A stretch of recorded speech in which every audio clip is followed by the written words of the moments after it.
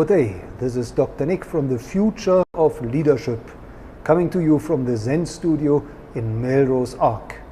And today I want to answer a question that I've been pondering about recently, and that is, should or shouldn't you compare yourself to others? Now, all the literature, everybody, all the experts, all the gurus are telling you not to compare yourself to others because it will make you feel less and it will not serve your personal development. But I have a very different take on this and a very different experience, and I believe that you should compare yourselves to others, that you should actively seek out role models, you should actively seek out those people that have achieved what you want to achieve, and then you should strive to personally learn from them. Now, it's something that I learned when earlier this year I started hosting the Future of Leadership Forum, where I interview leaders about their insights into the future.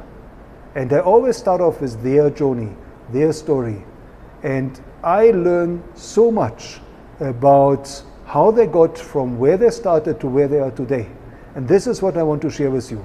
So what I found are the really important questions that you need to ask when you reach out to somebody. And I'm going to talk a little bit more about how to reach out and why so few people ever do reach out to their role models and to the people they admire. But when you do, this is what you want to ask. And I'm going to send you a template if you wish.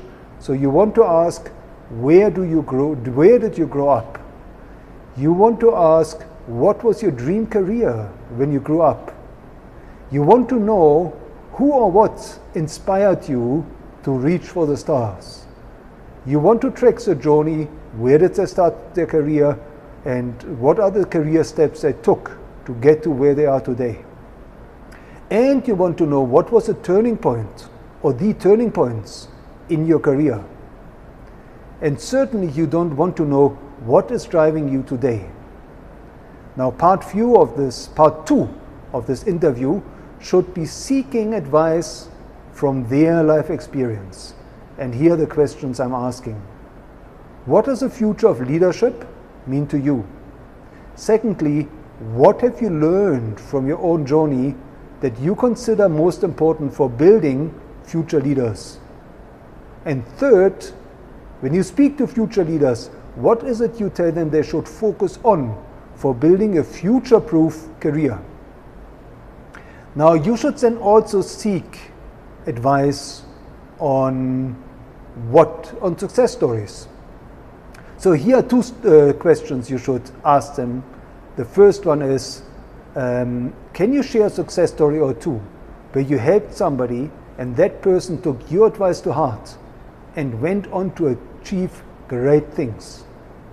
And secondly, who are the role models of leadership that you would advise future leaders should study and learn from? And which are the books of personal development and personal leadership that you suggest future leaders should read? When you get answer to these questions, what you learn is, you learn about their struggle, you learn about their obstacles, you learn about their inspiration, you learn about their advice, you learn everything you need to learn to get to where they have gone and what they have achieved. Now, you want to do this in a structured manner. You don't want to interrogate your role models. So what I very strongly suggest is that you set up your own future leadership platform, whether that be the future design, the future security, the future parenting, which I'm currently running with my wife, the future leadership, the future marketing. Do this in a structured manner. Reach out to the people you admire. You will build relationships that you didn't even know were possible, and you will open up many doors to the people that you admire. And one more element that you really, really need to consider is when Bo Eason, the famous former American football quarterback, decided to switch. In fact, his football career was finished. He had damaged his knee beyond repair, and he decided to become an actor. In fact, he decided he wanted to become the best actor on Broadway. He had never acted before. He didn't have any acting talent. And before he went to acting school, he asked around who was considered the best actor in the world. And most everybody told him it was Al Pacino.